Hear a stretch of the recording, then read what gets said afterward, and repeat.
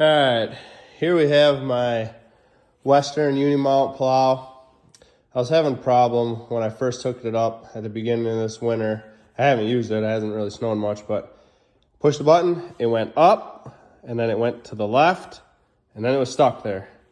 So I had nothing. So I started to try and start with the simple stuff first. Started cleaning all my grounds. Cleaned my grounds at my battery, at my solenoid. Checked for power everywhere. Make sure. So what I did is I took this off. So when you're going to go and take this positive off, you want to have a wrench on this and a wrench on this. Because if you don't have a wrench on this inside one, what will happen is you'll end up spinning this stud and your motor could fail because of that. So what you do is you take this off, take your ground off, and then it's just 2 bolts that hold your motor on. You can take your motor right off. And then inside of here is a pump at the bottom, which is just held on by 2 bolts. They're diagonal from each other. There's 4 in there, but only 2 of them actually hold it down. And then there's also a screen. You can take the screen out. It's right tight up against the front here, and it's not the easiest thing to get off.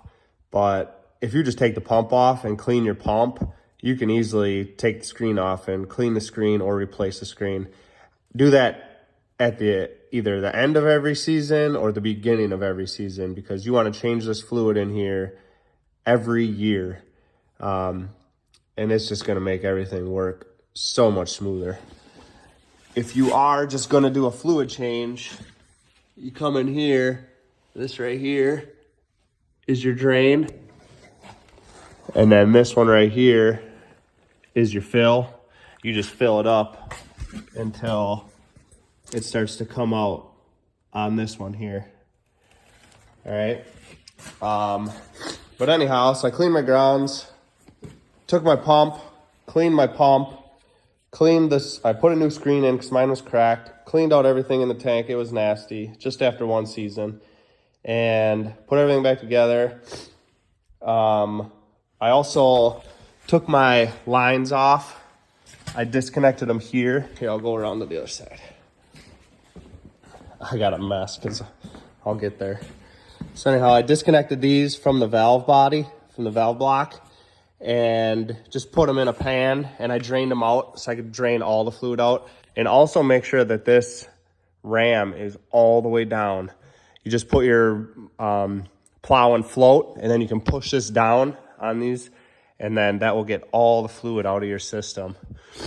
So anyhow, I went from there and got my lines back on, filled it with fluid, and I bled the system, which right here, this one, if you put an Allen in there, you're able to bleed this side, which goes to the right ram. This is a 1/8 inch hex head. If you take that one out, you'll bleed this side. Okay, that goes to this ram. So in that process, you would have your plow all the way to one side, take this out, okay, and then manually with this collapsed and your plow on the ground, you can manually pull your plow, okay, which will force all the fluid that's in that ram. It will come up through the line and push out of here. That will get all your air out of the system. And once you have this side done, you put this back in. You can just snug it up because you're going to want to do this a few times. Then you loosen this one up, okay? At this point, your plow is angled all the way to the right. So then you go over there. You can either pull the plow this way or push it, whatever. You're going to get air out of here. Now, when you do take this one out, there's a spring in there. I just took it out every single time, okay? But just make sure you don't lose that spring. And then tighten that back up, take this one out, and you just keep doing that back and forth until you get fluid coming out of these. out of each of these ports, all right? And if you have to, start your truck up, run it, you can turn it, leave it down, leave it collapsed, and turn your plow right, left. That'll get some fluid built up in there, and then you can go ahead and bleed the system. That's actually probably pretty beneficial. But just be careful when you take these loose. It's a lot of pressure, all right? So have something come out, covering it, like a towel, cardboard, something. And also wear safety glasses, because this fluid can squirt out of here with high pressure, all right? And then, but don't be scared, you can do it, but just be cautious. So anyhow, getting back to my problem, I did all that. I hopped in the truck, and I could lift it up, and it turned right, and then nothing. So I was like, okay, so it wasn't my pump clogged, it wasn't my screen, it wasn't the fluid. What was it? What I started to do is mount my coils. You put your multimeter on here and here, black ground, red positive, on these actual terminals. You can take them off to do this too. And if any of these 3 coils are ohming out at a different number than one of the others, they should all be the same. If any of them are different readings, you got a bad coil. Okay, there's other things to test too, but that's a simple way to test it. Anyhow, all my coils tested out fine.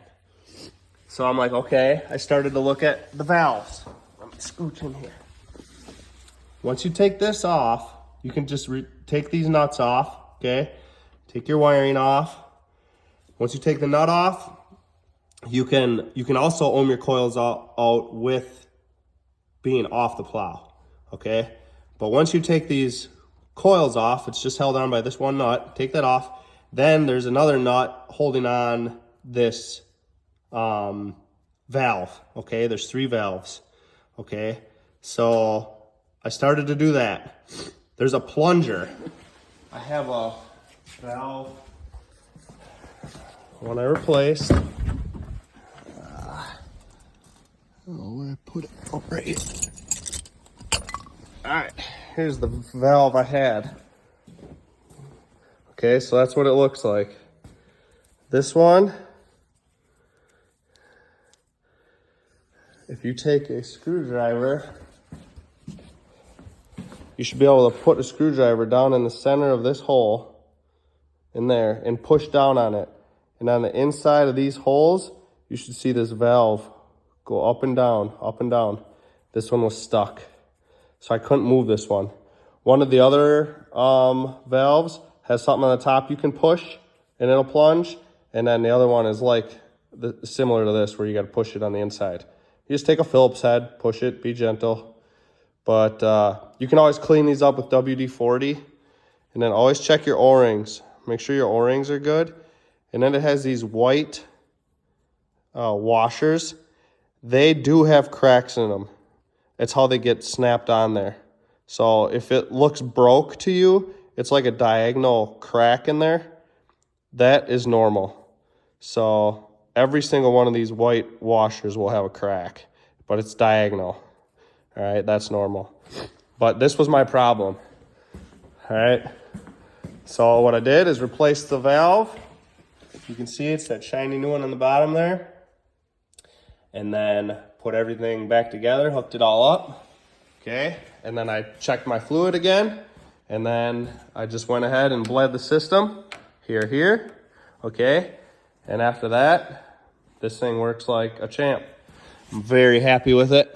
I'm happy it was just something. I mean, this valve was 120 bucks, but still, it beats some of the other pricey stuff, all right? Couple other things on these plows. This is the side where once you're filling it up in that fill hole, this is when your fluid starts coming out of here. That's when you know it's at the right amount, okay? Couple other things. This valve right here, this will control your drop speed. So how fast you want it going up and down. If you want it to slam, I can't remember which way it is. You'll have to mess with that. But when you spin that, that's what will, it's just a flathead. when you turn that, you try and go all the way in once and see what that does, and then thread it out. That's where I got mine. I like mine to drop a little quicker. But that's to adjust your drop speed. All right. Other than that, I've been pretty happy with it. I got these new upgraded LED lights. These things are just wicked bright. My brother-in-law put those on for me, but other than that, if you're having problems with it going right, left, doing anything, up, down, check your valves. Check your valves. All right, God bless. Let me know if you got any questions.